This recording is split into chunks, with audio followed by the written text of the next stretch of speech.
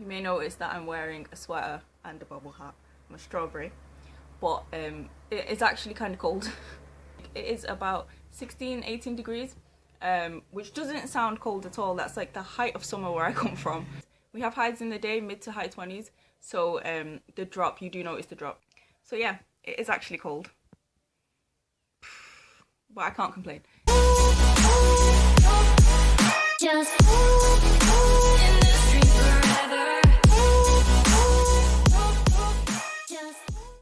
Hey guys, welcome back to another episode with the Honda Shadow project.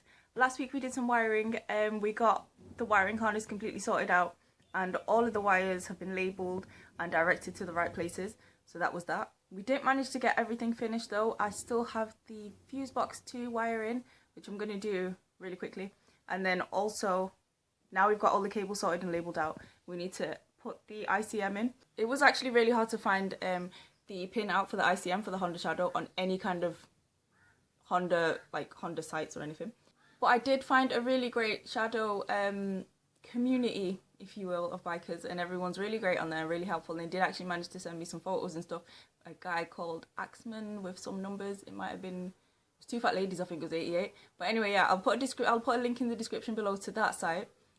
Also, if you follow me on Instagram, you know I like to shout out a lot of people who've helped me out in my statuses, one of them being Ken Moreno, so thank you very much. I'm really enjoying the kind of the spirit that you guys are bringing to this. Like, everyone's really nice and really kind and like, keep going, you could do it, and really helpful, and I'm really enjoying it. So thank you very much to everyone for all of your support and help as well, because I really need it. So with that in mind and that positivity, let's go forward and finish off the wiring. Okay, so I've got my pin-out diagram from the Shadow community. Here it is. Okay. The only thing is, obviously I brought this on eBay, right? I won't know if... Where's the ICM wires? I need the pulse generator wires going on one side. I won't know if this has worked until I, that's the front, so blue and white goes here. Yeah, I won't know if this has completely worked until we turn it on and see if it works, and then we'll be able to troubleshoot and see if it's the ICM, if the ICM is correct. If it turns out that this ICM is wrong, I've had this now for a couple of weeks. If this doesn't work, I can't send it back. Can I buy another one? Blue. This better work. This has to work. I can't send it back. It wasn't cheap.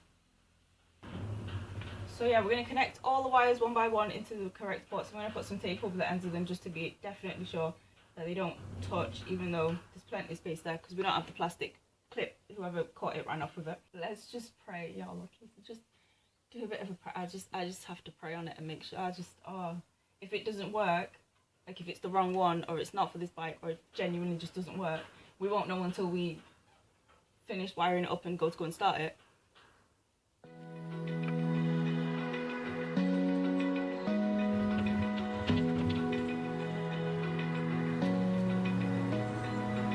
Open eye, feel the waves cut through me. So that is the CD. I completely plugged in, all the cables are in the right order.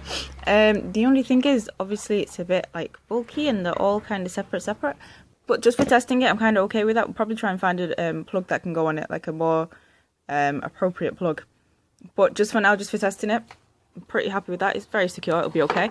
So that's the CDI done. I just need to grab some spark plugs as well. Check the wires going to these, because this one has tape all over it, which means maybe it's got a cut or something in it. So test that for the ignition coil. That's the rear ignition coil. Got the wires going to it, I just haven't mounted it yet.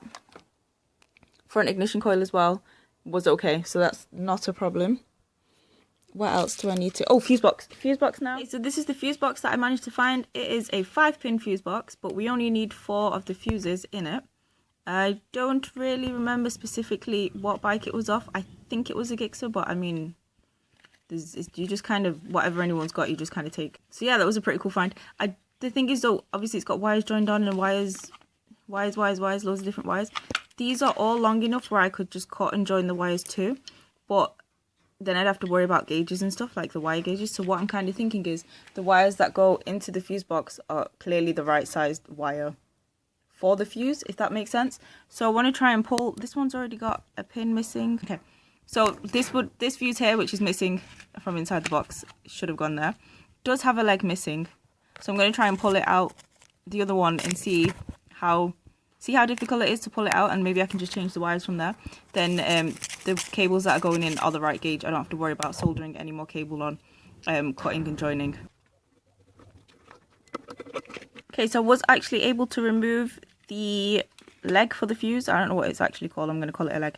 I got the long nose with the grip on the end. The cable itself, where it joins in, it's just kind of, it's got that little collar on it, so it's just been pressed in. I definitely think I'll be able to open that up and take this cable out.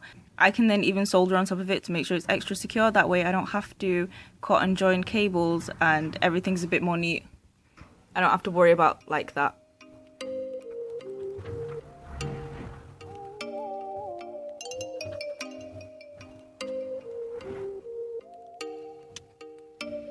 Oh, you make me wanna talk back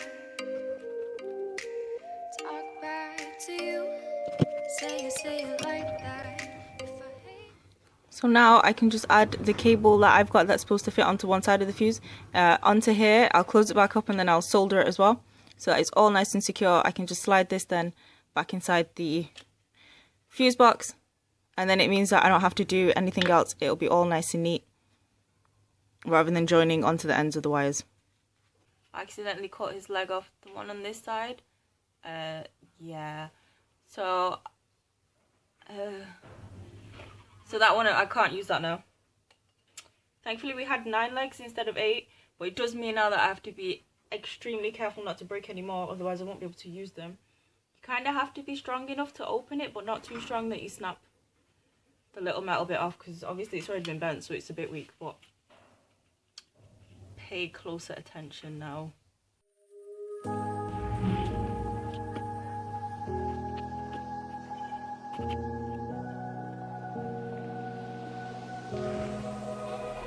Run free and dive into the sky.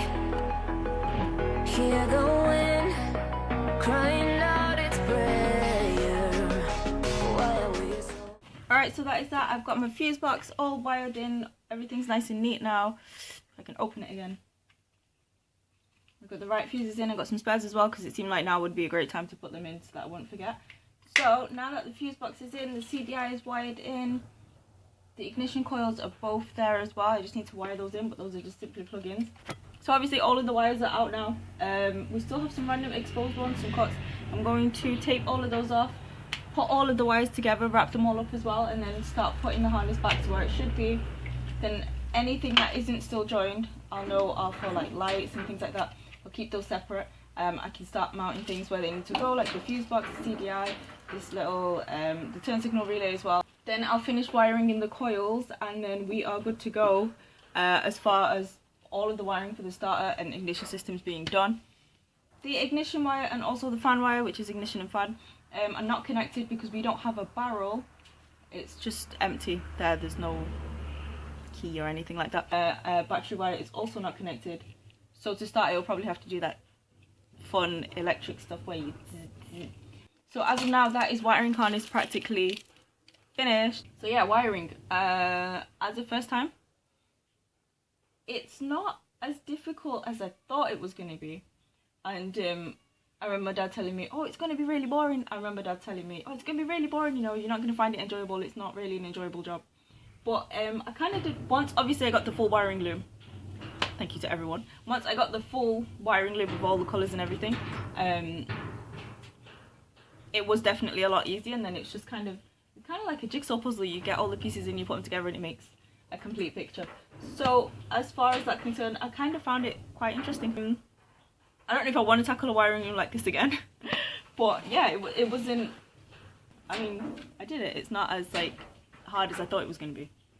It's not, but it was definitely something that you definitely have to concentrate for. You have to pay attention like 1000%, go over everything many times, and it's a lot of brain power. So other than that, with all of that, that is the end of this episode. Sadly, that is all we have time for. I have to run to the shop and go and get black tape as well, because I am all out. I don't know why I'm never prepared for these kind of things. Drop me a comment down below or follow me on Instagram. I love hearing from you guys. And yeah, I guess that's it. I will see you in the next one. Bye for now.